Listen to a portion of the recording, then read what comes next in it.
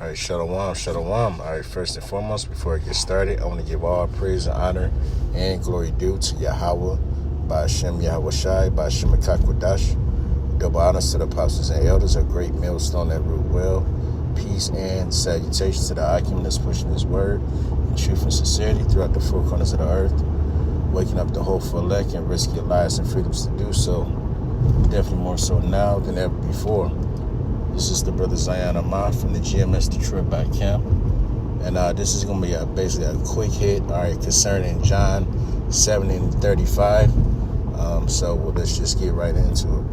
This is John 7 and 35, and it reads, Then said the Jews among themselves, Whither will he go, that we shall not find him? Shall he go unto the dispersed among the Gentiles and teach the Gentiles? All right, so what does that mean? All right, so first of all, you have to know, right, that it was prophesied, all right, that the Israelites, right, you so-called Negroes, Blacks, and Native Americans will be scattered throughout the four corners of the earth, right, had you not kept the commandments, which as a nation we didn't. We fell off as a nation, all right? We worshiped other gods. We kept the customs, all right, of other nations, all right? We didn't keep the laws of Yahweh, Ba'ashem Yahweh Shai. All right, so that prophecy was indeed fulfilled. All right, matter of fact, let's just get it real quick. All right, just to touch the point. This is Deuteronomy 28. And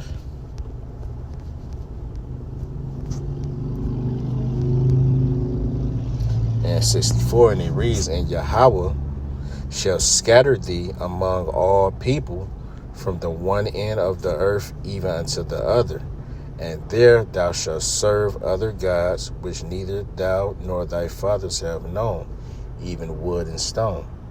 So there you have it, all right, concerning the scattering. Now, going back to John 7 and 35, right, to get even a more, all right, understand the scripture, you have to understand prophecies, and beyond that, you have to look up words. All right, so originally the Bible, right, as we know it, all right, was originally written in Hebrew and Greek. All right, Hebrew in the Old Testament and Greek in the New Testament. All right, and that word Greek is you. How can I say it? Actually, the word Gentiles, okay, in this verse is synonymous with the word Greek, right? The word, when you see the English word Greek in the Bible, in the New Testament, all right, in the actual Greek is used interchangeably with the word Gentile. So, if that makes any sense. So, just to show real quick. Here you have the word Gentiles, all right, 1672.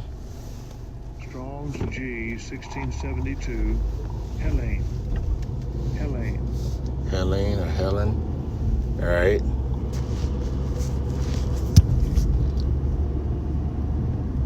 Now, they say here they kind of going off, but we're going to get into it. It says, agree either by nationality, whether a native or the main or of the Salakia, whether a native of the mainland or of the Greek islands or colonies. Okay. Now, it says in a wider sense, the name embraces all nations, not Jews. See, that's where they're going off, because that's not accurate. All right. It's saying not Jews that made the language, customs, and learning of the Greeks their own. That part is right, because that's exactly what happened to the Jews, to the Israelites, namely the Jews, all right, did it with Judah, Benjamin, and Levi, all right, the so-called Negroid tribes, right, during the Greek captivity, all right, the Greek lifestyle, all right, it was forced upon us, all right. And basically, if we were to keep our laws, all right, our, God's laws, the law, statutes, commandments, we would be put to death, Reading on here, it says, "And the learning of the Greek their own, the primary reference is to a difference of religion and worship." Now see here, it says the KJV translates Strong 1672 in the following manner: Greek, Gentile. So the same Greek word, right, Helen, 1672, right, is used when you see the English word Greek in the New Testament, as well as Gentile in the New Testament. All right. Now, let's see. Let's get an example.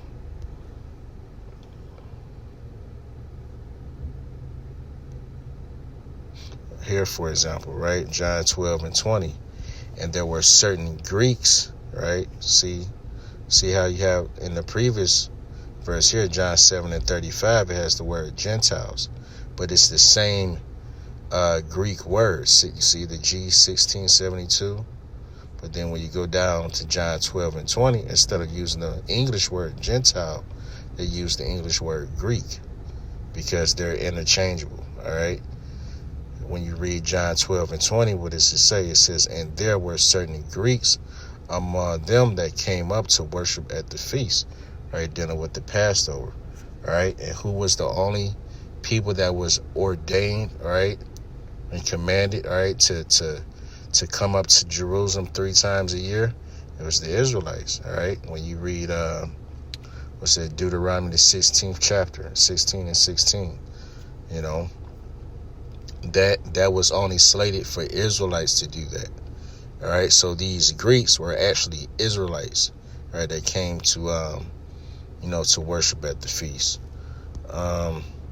Another example real quick right here, it says Acts 14 and 1, "And it came to pass in Iconium that they went both together in the synagogue of the Jews, and so spake that a great multitude both of the Jews and also of the Greeks believed." All right, the only people that can believe in Yahweh Shai are Israelites. All right, period, point blank. No matter what you call them. All right, even in this day, we're not being called by our actual nationality. All right, we're being called black. We're being called Negro. We're being called Native American. Right, Mexican, Puerto Rican. All right, those are not our biblical nationality. Those are bywords that were put upon us, right, due to captivity, due to slavery, right? The white man put those names upon you, all right? But the Lord deems us to be Israelites, all right? He surnamed us as Israelites, princes of the power, princes of God, all right? Now, just to show real quick when this took place, all right, the switch up, right, during the Greek captivity. This is what I want. Get this real quick.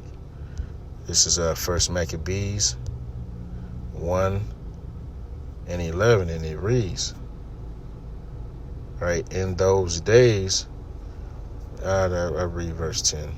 It says, "And there came out of them a wicked root, Antiochus, surnamed Epiphanes, son of Antiochus the king, who had been a hostage at Rome, and he reigned in the 137th year of the kingdom of the Greeks. In those days went there out of Israel wicked men who persuaded many." Right, so you had the wicked of our people. You know, the scriptures say the leaders of the, roughly paraphrase, the leaders of this people caused them to err, and basically go off, just as it happens today. All right, these pastors, these so-called preachers in these churches, they teach our people how to go off. They don't teach our people how to worship the Lord in truth and sincerity. They don't even teach about the scriptures, like, at all. It's all, hot air. It's all prosperity speech and, being successful in America. All right, going back here, it says, "In those days went out there out of Israel wicked men who persuaded many, saying, Let us go and make a covenant with the heathen." Right, the heathen being those Greeks, the actual Greeks. Well, and I say that loosely because the real Greeks, or the original Greeks, were the sons of Japheth.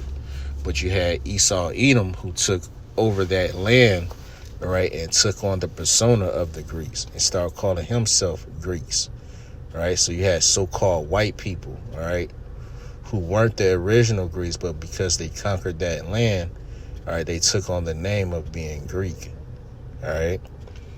All right, so these are the heathens that's being spoken of, so-called white people. All right, let us go and make a covenant with the heathen that are round about us, for since we departed from them, we have had much sorrow.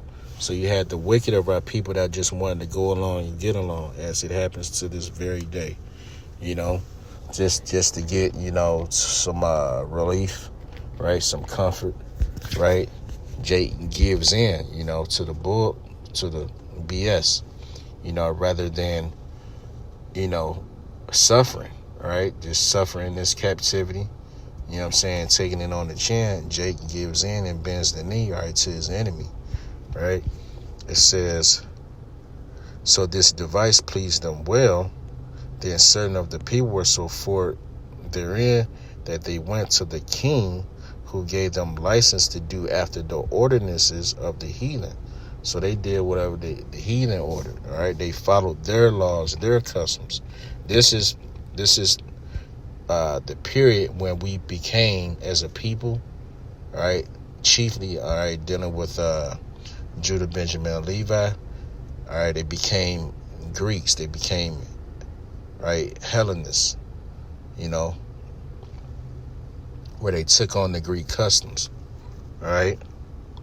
You know, they stopped being an Israelite. They stopped, you know, they started shaving their beard off, you know, wearing Greek, you know, fashion, basically keeping Greek customs, speaking Greek, you see, rather than speaking Hebrew and keeping our Hebrew customs. You see, it says,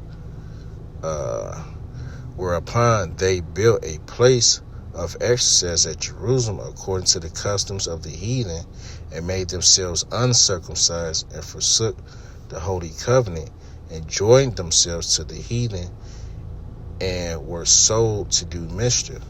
You know, just to give you a little tidbit on the history. So this is, again, First Maccabees, the first chapter. This is when this took place, all right, of Jake being, all right, called Greeks, all right? So when you go to the New Testament, right, and you see the word Greeks, all right, in the New Testament, that's referring to Israelites, all right, that didn't even know that they were Israelites, because they were so swallowed up by the Greek captivity. That's all they knew. They didn't know anything about being an Israelite, what it meant, the importance, the significance.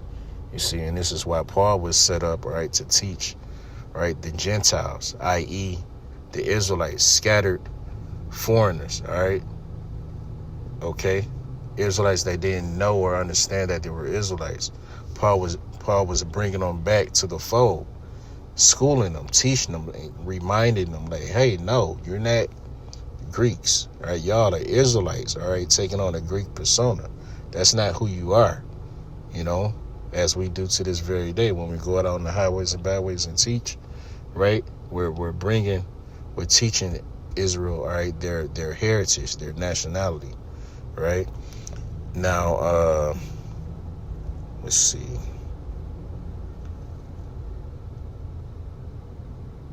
In fact, here, check this out in the NLT. It says John 7:35 in the NLT.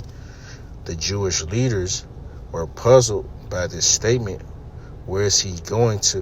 Where is he planning to go? They asked. Is he thinking of leaving the country and going to the Jews in other lands? You see that? Concerning the dispersed, showing that you just didn't have Jews, all right, in Israel, you know, itself, with the Jews, you had Jews from everywhere, right? As you read, what is it, Acts, the 2nd chapter, all right, it talks about Jews being in every land. Matter of fact, just to get it so you can see. Let's see.